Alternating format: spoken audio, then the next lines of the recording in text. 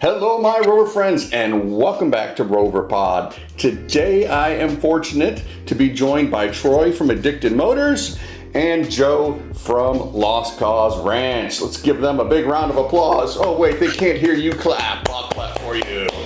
Hey, guys, welcome back. We've got some excellent topics, and as always, I have the answers. We'll see how close you get. Looking at some of the reviews, the internet 100% agrees with me that Disco 3 is the greatest disco of all times. I'm talking to you, Bob. No matter how many times you write D1 in the comments, doesn't mean you're right. How you guys been? Doing good. Bob doesn't own a D1. He says that he has, but if you're gonna say it's the best one, you have to own one currently. So his opinion's we're throwing it off the table for now. And according to him, you got to have all the variations, 3.9 up to the 300 TDI, and I have his classic seats that I pulled out of a junkyard at Mike McKay's house in my classic at the moment. So I've got Bob's butt sweat suites with 300,000 miles in my classic, so that's a great way to start the program. Something I've never thought I'd hear is Bob's butt sweat seats. And if any of us, it's true.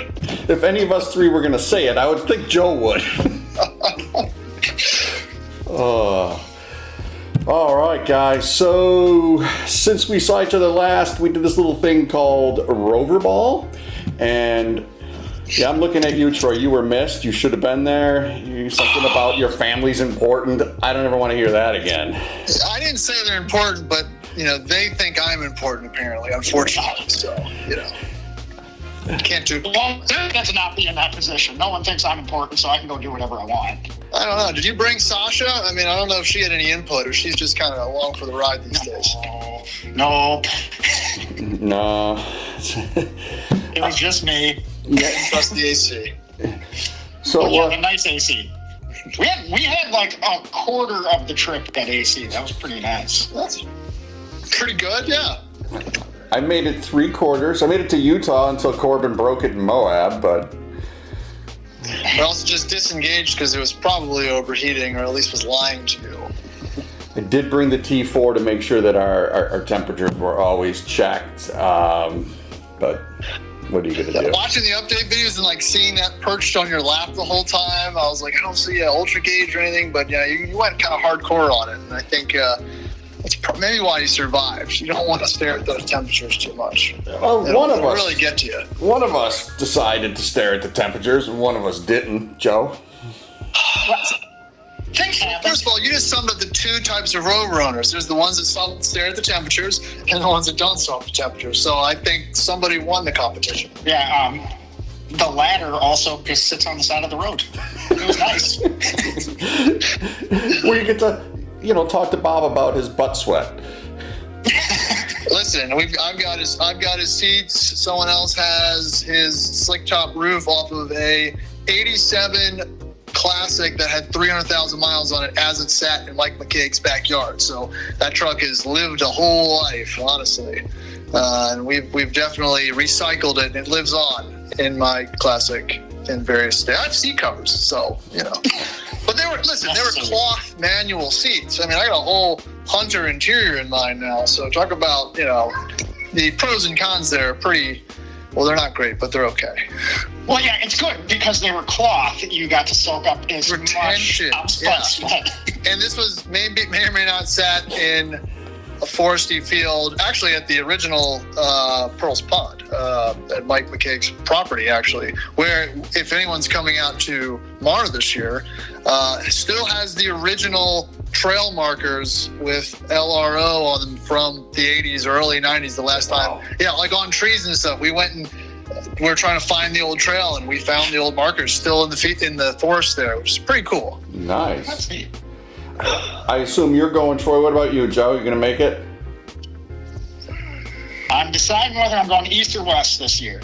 Okay. What's what? You just drove across the country, and you're not going to come a little bit up to Virginia for I should. A 50th anniversary jamboree. It doesn't get any bigger or better in the country as far as events are concerned, I think.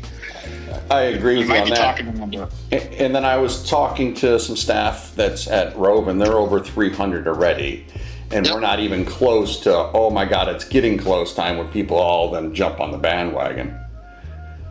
Yep, we're going out there next weekend to keep doing the trail improvements and setting up the campsites and everything. And it's, 1,200 acres of DIY trails. So if you're the type of guy that doesn't like taking the guided trails, and you want to kind of do your own thing, DIY, piecemeal things together, it's about as fun as it gets if you want to kind of tool around.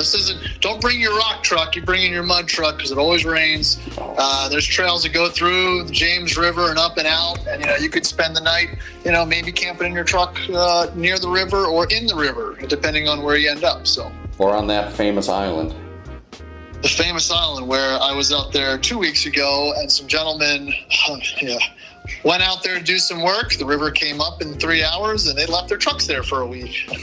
And he went back and got them. Yeah, Tyler and some other guys. They went out there and did some trail cleaning, came back and had to wade across the water, and came back next week for their trucks because it wasn't happening. Well, at least the trucks were there.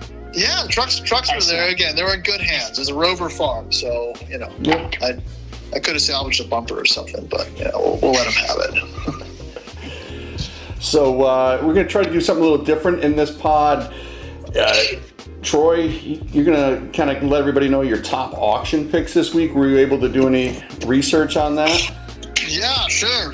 And Didn't then know where we're going to do that in the lineup, but just let me know. And then Joe's going to pick out some of his favorite Facebook finds. And then at the end, we're going to let everybody know what the best Land Rover is for off-road use. And a little bonus, what is the best Land Rover for overlanding? So we'll answer that very important question. But Troy, if you're in the market for a Land Rover, like both of us are all the time, what's available? So I call it Rover Roulette, right? Because I've tried to buy Land Rovers the smart way, and I've tried to buy them the less than smart way. I'll tell the entertaining way. And I kind of get the short end of the stick either way. So, you could either pay less and still have to do everything you'd have to do if you buy one, even if you paid more. So that's the thought process going into this a little bit. And I'm trying to find the one picture. I'm going to start with the one that got away, right? So let's play this game. 2008, Justin, this is for you. Tonga Green LR3, 120,000 miles, one owner, in California. Every bit of factory, let's see where the camera is, factory accessory on that puppy. You've got the chin guard, you've got the sliders, you've got the roof rack, the tail light guards, all the stuff. You have mats, you've got, everything you'd want to find in a fully decked out, low mileage, one over, Tonga Green LR3. Let's play. What did it sell for? Justin.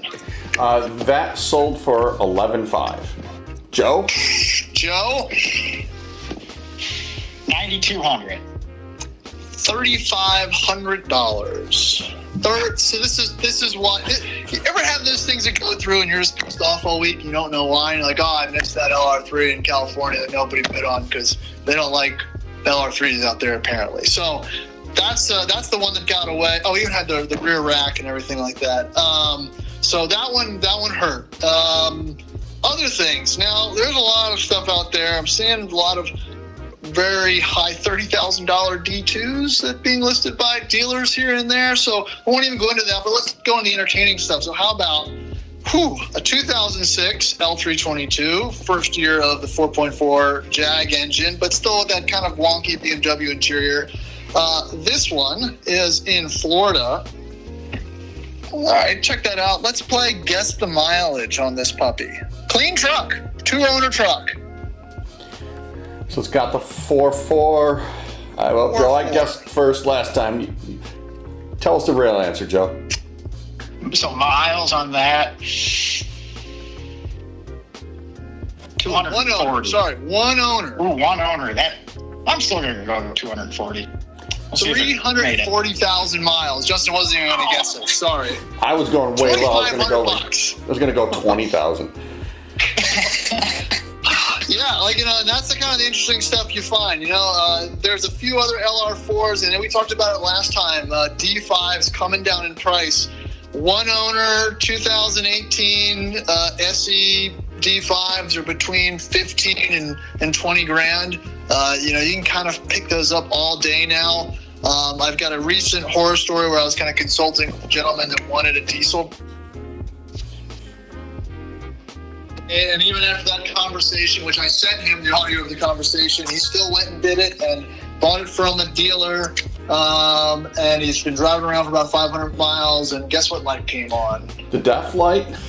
Your deaf light came on, and you know, obviously the codes have been either erased or, you know, I can't even blame the dealers because they don't know about any of that stuff for the most part, and they picked it up. It runs okay. They added some def fluid here and there, and then you get that beloved. You've got 120 miles until shutdown comes on, so he's now trying to figure out, you know, checking out his regen and doing, you know, then it finds out it's not auto regenning, it has to be done manually. So that's a little bit, they're still and I think the last one is, and I'll let you guys guess the price here, 2021 Land Rover 50th edition L405, second to last year, sand gold yellow, 2 owners, 77,000 miles. That's out of my wheelhouse. Joe, you go first. So 2021, 50th, 45,000. 32. Justin. 41. Now that's not bad. That's still that's just out of warranty. I think those look like a 3 or 4 year warranty. But the 50th ones, they've got the cool interior. They got a bunch of features. I watched a one owner 38,000 mile. It was like a light electric blue, like a Porsche Miami blue. Yeah, I remember that. 38,000 mile sell for 70 grand. So they're still desirable, and I don't see a lot of them. But I think those are the cool ones for the week. There was another Freelander, another 2-door for 5 grand in Virginia. You know, that's I think we've exhausted our Freelander run. I don't know if you're interested in any more Freelanders. I'm good. I actually have one for sale. I think Joe does too. You can get a package deal. I know, is yours with you or is it somewhere in the United States for sale? TBD. It's in a state with 4 letters in the Midwest, but no, it is in Ohio, and it's fine there for now, as far as I'm concerned. Lots of But recent we maintenance. gotta go yeah, it's got an 1,800 mile water pump that lasted 1,798 miles. That's what you get for old new stock, like you said. Well, Yeah. if you trade in a Carvana, we can watch the auction live when it hits the national market. So just let me know. That would actually be fun. How many people can bid 0? How many bottles of K-Seal can we stuff in it beforehand? That sounds a little bit of foreshadowing. I guess we'll see that on the future episode. All right, Yeah, that's all I got for the auctions. Unless someone wants to bid on my little Rescue Heroes Freelander that I found at a thrift shop. So, you know, who'd have think in the middle of Pennsylvania, a 98 Rescue Heroes 5-door. So I'll add that to the shelf of junk of stuff that I don't need that I keep buying and filling a Joe and just accumulating random little Land Rover stuff. So. Just stuff. Yeah. There's nothing wrong with stuff. Nope. All right, Joe, I'm going to kick it over to you then if you got your face and market finds. All right, so Troy knows Justin does as well. I've been casually looking for a D5, so there's some of those up. And as we know with like the Freelander and stuff, I really like sketchy corner lot used car dealers. Those are my favorite places to buy Land Rovers. Those are where you get the quality ones. So we're going to start off with, I'll send this over to Justin too so he can put it up on the screen. But this is a 2017 green Black wheels. Ooh, Caramel. Nice interior. yeah. 131,000 miles, and they're asking 11,200, which corner used car lot. I don't see anything wrong with that. My buddy did that for that price, $12,000. It was fine until they found the water that was getting into the alarm ECUs in the back or something, and it just slowly started bricking the car. Day by day, it got worse. Oh, Sounds fantastic. that interior is beautiful, though. I would say it is a cool combo. That's what caught my eye on it. It might stay in St. Louis. It might not. Who knows? But Are you moving to St. Louis? Is that what you're telling us? yeah, I mean, I could travel and pick my Freelander up, or at the same time I could go pick another headache up. You come back, you're pulling the D5 with the Freelander. Talk about foreshadowing. Right. Then another one that popped up this week, and I believe it is pending currently. Oh, no. I know. It was one of those that I don't think you could sleep on it at this price. He is a Alabama Rover guy, and this was a Stage 1. Saw that. Oh. Did you see the best part of this Stage 1? I'll pull it up. I don't know what's going on with the front, but the rest is because of Defender paint. Take your time, Joe. That right there is a dinosaur skull being pulled into the back of that Stage 1. All right, which one of us bought that? Yeah. It was up for less than a day. Couldn't get the logistics figured out, but it's pending. Well, I should rephrase that. It's pending, so that doesn't mean it's gone yet. What was the price? $24,900. But it's got a dinosaur head. That's the story is what it was. That it has a 4.2 swapped in it versus the original 3.5. So That's good. And then we'll go with my final one. 4.2 power tractor. Nice. And this is right on Todd's alley. One second. Well, it disappeared on me now. Don't tell me that. If we all just sit still while he looks, then my guy can edit it quicker. Chop the scene. That right there is a Series 2 lightweight, which is kind of neat. Yeah. I wouldn't mind having one of those around. You're starting to see more of the picture why it is a Joe deal. That's good yard art right there. Oh, isn't it? Yeah. It's got a very nice roll bar setup. It's got a truck cab on it. And then best of all, it has a Buick 231 V8 swapped into it. Kind of. It's Same in original it? axles and everything. It's just. Oh, yeah, it's in there. The transmission doesn't quite work, but don't worry about things like that. Oddly enough, it is only 2 hours away from me, which makes it even more intriguing. Which is close in Iowa time, because for me, Iowa time, I could never get. I mean, that's across the street. Right. Yeah. He goes to get that the Series 2 and then grabs groceries. It's all kind of the same trip. Sure. Well, that's what I was thinking is I was going to go grab the D5, a U-Haul trailer, and have 2 busted Land Rovers on the side of the road somewhere. When the Freelander's small, just get an 18-foot trailer. Well, you can do both of them, yeah. That's an option. That D5 will pull both of those. Won't be happy, but it'll do it. We're used to not happy around here, so that's fine. Yeah, I think I would pick the one that already sold. That one probably sold. That was the pick of the week. Yeah, that was a great truck in that photo. I've seen that dinosaur photo before.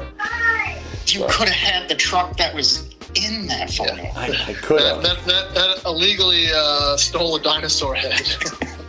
but Minor details. Fortunately for me, Joe bought it instead. Oh, wouldn't that be great if it showed up here? Oh. Unfortunately, I think it's going to be one of the other ones. People will want to see that, though. Yeah. All right, my friends. Let's get down to today's subject. What is, again, North American spec, NAS, what is the best NAS Land Rover ever made for just strictly off-road driving and enjoyment? Who wants to go first? I'll let you go ahead, Troy. Troy can go ahead first. Well, this is pretty broad, so let's do this with a grain of salt. We can add one mod to these picks.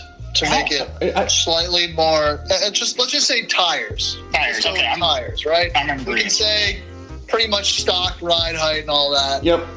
The top of my list, and I'll explain why, is a D2 because, well, it's a D1 with traction control. Oh, and I thought I could teach you guys some stuff. But a D2 can turn into a D1 with just one little brake line, one little brake sensor tug. So I might as well start on top and end and finish with a D1.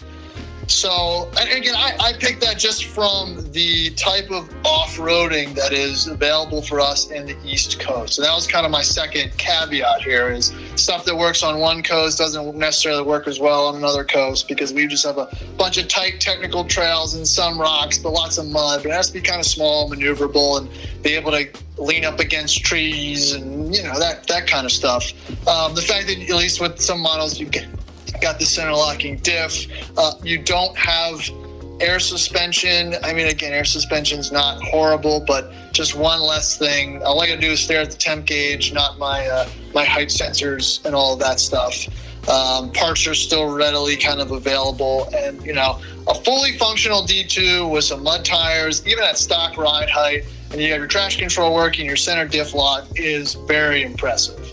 When we do these events, I've got the D1, I've got a Detroit in the rear, but my buddy had a, D2, couple inches of lift, mud tires, functional traction control system, no rear locker, but a center diff lock just goes everywhere. And, minimal mods are needed for a lot of fun. It's a good argument.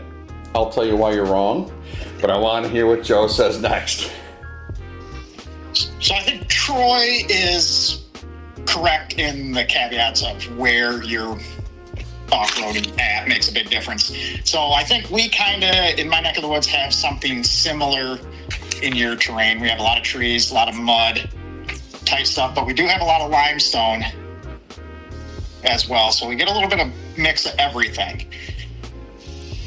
So for the trails we have around here, a Jeep Wrangler works best.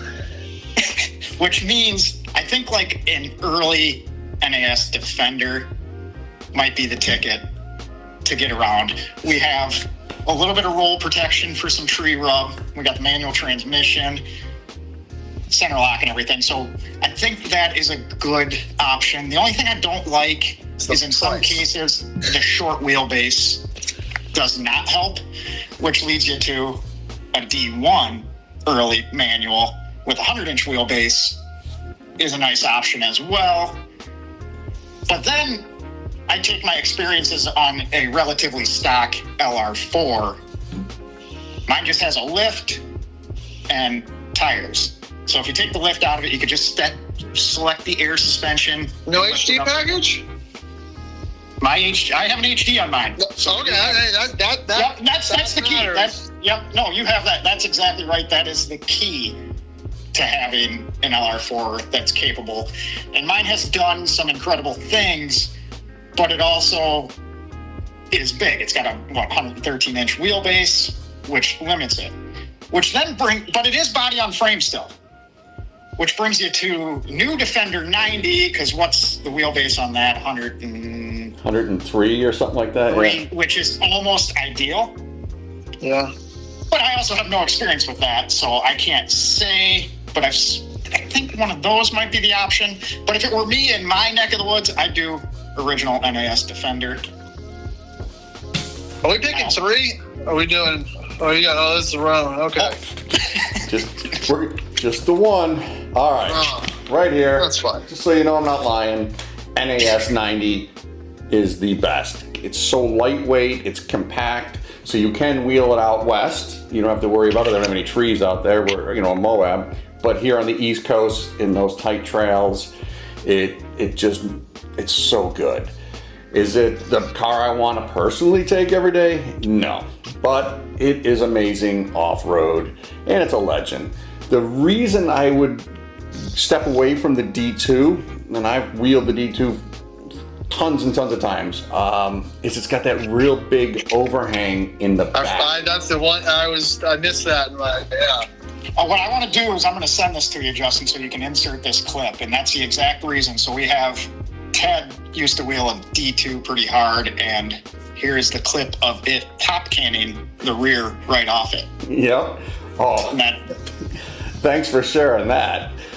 Proves my point. I'm right again. And Joe, you spent a week with me, so maybe my knowledge is just rubbing off on you. Oh, I thought it was the osmosis of the fact that I spent 4,600 miles in an NAS Defender. That may have swayed me a little bit. I did happen to fall in love with it.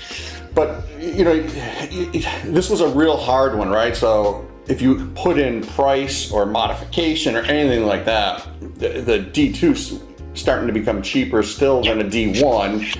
And then you don't feel bad if you lay it against a tree, and that was something disposable fun. It makes you want to do it again. I think that's where the D90 they're just out there.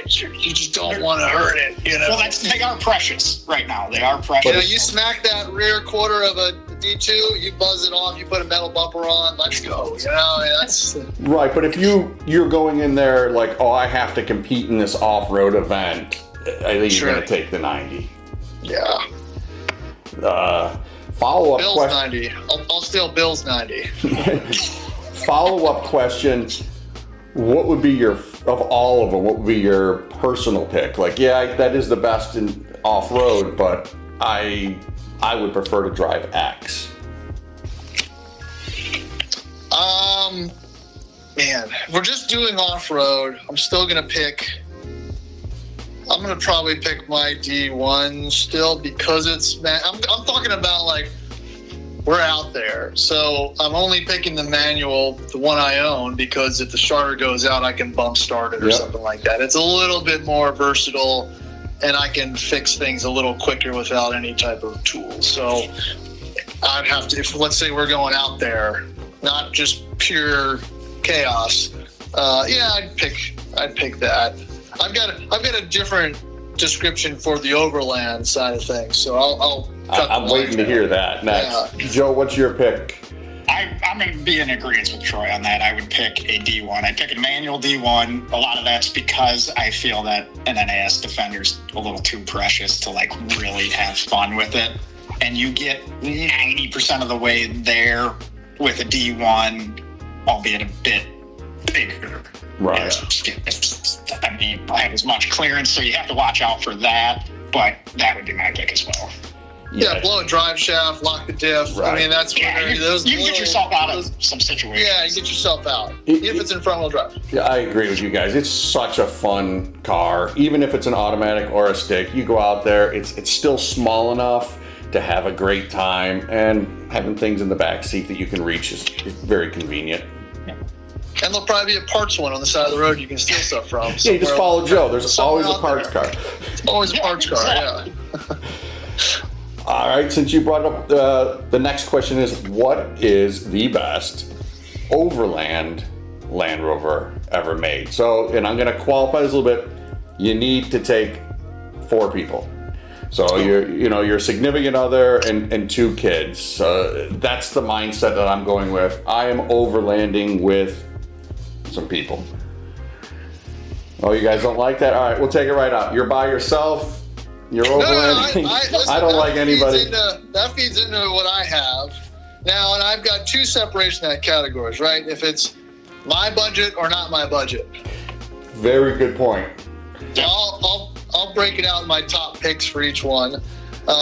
First one, Overland, new Defender, because you want the newest, the most factory, the least touched by me or anyone around me version of something that is not going to do anything extreme, but it's just going to function. It has a warranty. There's a dealer network. Even if you're going out there, there's still things out there that you can access, I guess, in some way or another. It does the things, put some tires on it, put 4 people in it. Yeah, you're going to be a little bit of stress for space, for cargo and whatnot, but I don't think a 130 fits that bill, so tell everyone to pack light. You've got power, you've got comfort. You can tow your travel trailer or something behind it, and it won't be stressed. But actually, we'll call it the V8 new Defender 110. That one doesn't get talked about. They kind of like slip that in there, kind of not into model year, but 2023 or something. So I'll go with that. Now, if it's me, still going D1. If it's my budget and my type of trucks, just for the reasons we kind of just talked about, I can kind of fix it. I know what may or may not break on it, and I can kind of get things in a semi-prepared fashion prior to the trip. But again, if it's not my money and we're going out somewhere far, and yeah, I think it's it would have to be a new Defender, just something modern and new and functional for the most part and not abused yet. So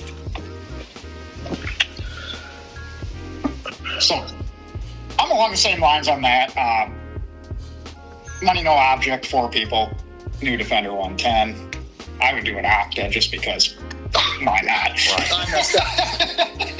But like back to like Troy was saying, if it was me personally going out in my situation, and this is with 4 people or 1 person, I'd do an LR3, and I'd probably do a coil sprung LR3, just so you eliminate that from the equation. What I have right there, the LR3 coil springs. We're the only ones that care, Troy. We take notes. Joe just wings it. Yeah, no, he's right there. But no, I enjoy like the stamping aspect of like an LR3, LR4. Everything folds flat. You can keep everything contained inside. You don't have to have anything hanging off the roof. 4 people, you're going to have to bring a tent or something. But you could have a smaller tent, and then 2 people could sleep inside if you unload stuff. Easy access to power port in the back for a fridge and everything. So you can do a pretty simple setup in an LR3, and then they're generally less problematic than an LR4.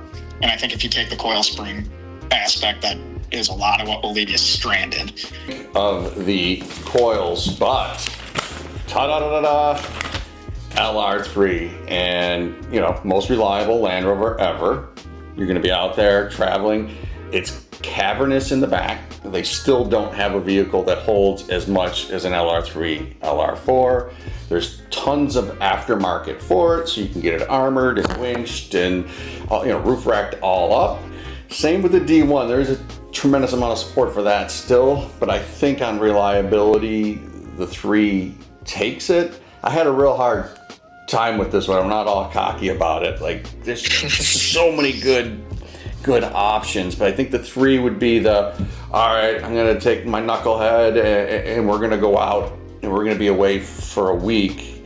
I'm going to count on that 3 starting more than some of the other ones. And that goes for pretty much any vehicle. You take your Toyota out there, you're going to worry about it too. So I'm stacking the deck with the best car. Yeah, the only thing with that is Troy does have a point on, like, with the D1, if something does go wrong, it is much easier to handle. They're just when people make these comparisons, though, the best case to do it is comparing if I took a new LR3 in 2006 in this scenario. But the problem now is they're getting old, and I think things are starting to fail on a lot of these cars we talk about that haven't failed yet. Haven't failed prior just because of the duration of the service life. Things are just going to start failing that have not failed before because of it hasn't hit that range in its service built. Like weird little seals and this and that and quirky little things. It just makes those decisions so much harder. And we're coming up on. That's it's almost 20 years old for the 20 years. That's old for serviceability of good for the parts business when you start needing those parts. But and you can also find LR3s on the side of the road now too. There's every mechanic shop has an LR3 or an L322 on the bump stops. Yep. Usually 05s in the back somewhere. I have one. I've got 2. If anyone needs any parts, But like that is an old. It's taking the spot of the P38, basically, in the back of a mechanic shop, which is nice, aesthetically pleasing. Or the D2. I feel it's taking the spot of the D2. I think, probably. I think people have figured out how to fix D2s themselves. They've now had to do it. They can't pay people as they used to. You can't. Yeah. So yeah, no, that's a tough one. And I think the, sky's the limit, do what you want. Overland Land Rover would be the outbound 130 with that full cargo area with the 6-cylinder motor. That motor's got everything you need, plenty of torque, it's decent enough on gas, and it's just a pleasure to drive. But now this is a YouTube question. Have any of you watched 4X Overland, Andrew St. Pierre, gentleman down in South Africa who has been filming himself do overland treks throughout Africa for the last 40 years?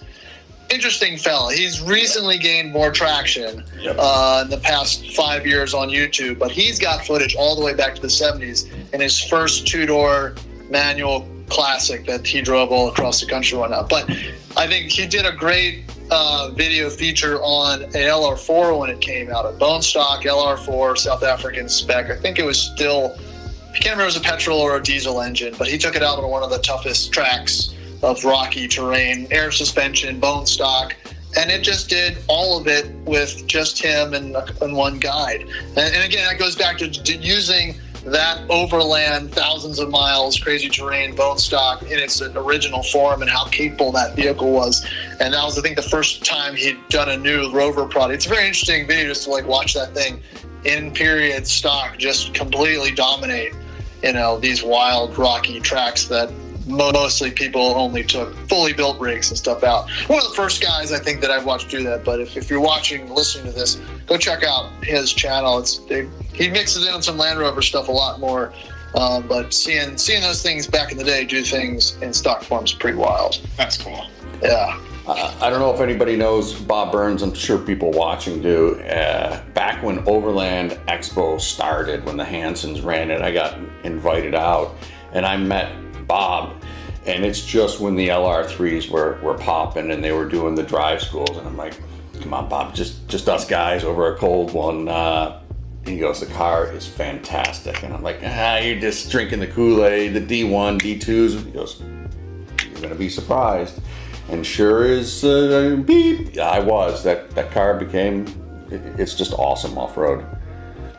Yeah, I had one. That was my first modern-ish Land Rover. It didn't have the HD package, which got me a little bit stuck a few times. Just having that little kick of that rear locker would have saved me. Bob's Max Tracks ended up saving me, and at that point I was like, I need to get rid of this. I'm embarrassed. I need to sell this vehicle. Trash control was freaking out. It kept shutting off, and I was like, yeah, I'm done with it. Yeah, the modern cars, you just learn to drive them different. It is two different schools taking a D1, D2 versus something with all the modes and everything. Right. D1, D2, classic Land Rover versus the LR3 4 generation drive modes are completely different than the new Defender, this newer software. So I have relearned it again. They're similar, but they're different. Yeah, I mean, watching a guy at Winter Green in a new Defender, it was like a slip and slide hill. Most people turn right, but there's a mandatory winch point that you have to make a hard left. Justin, you've probably seen that point. You just can't get up it. It's not enough runway. It's short. It's slick, and we are like, we can get up there. We hit it and didn't go anywhere. D1, D2 didn't matter. But a guy with a new Defender put in rock crawl mode and we were like, stop, we're going to winch you. And he just kept going and we eventually had to winch him, but he got halfway up just on the traction management system and decent tires. And I was very impressed at how that was kind of mitigating the slip, where, for everyone else, fully built rigs, lockers, it didn't matter. Just that little nuance of the truck figuring out was pretty impressive. So got to hand it to him. All right, well, I think we've solved the world's problems yet again. Best off-roader, NAS 90. Right, Troy? Oh yeah, Justin, you're right. It's so good. Thanks. I had it number 2. I had 3 for each.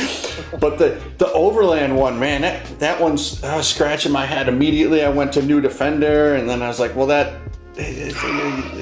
back and forth. So I ended up on the 3. I'm open to suggestions on that. Curious what we'll read in the comments on that one. You just don't want that bing lowered ride height light. Yeah. It happened to me once. L322 at the cabin, stick through a bag, bing, and I rode home with the bump stops. But if I didn't have stock tires, I would be walking. So that was my, I don't know. But hey, those bags lasted 15 years and 180,000 miles. So whatever. You got your money out of that one. Yep. Troy, anything coming up? People to follow you? Obviously, go over to Addicted Motors. I'm sure you guys subscribe to them. You're always doing auction stuff, and you got cars coming out your ears. What's exciting coming up for you? Yeah, nothing immediate. Obviously, there's a lot of prep for MAR, Mid-Atlantic Rally, through the Rove Group and Anarch and all that stuff. So we'll be out there next weekend, and I think 2 other weekends in Virginia to help prep that. That's open to members and non-members if you sign up.